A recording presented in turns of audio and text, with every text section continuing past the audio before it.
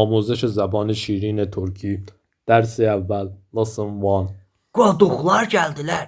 کودکان آمدند Götvərənlər gəldilər. جوانان آمدند Qurumsaqlar gəldilər.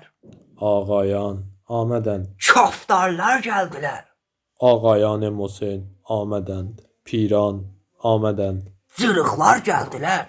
دختران آمدند Qəhbələr gəldilər. خانومها آمدند Sihdir. به سلامت Burada nə göt verirsən? اینجا چه کار داری؟ Götə girən. فضول Götə girmə.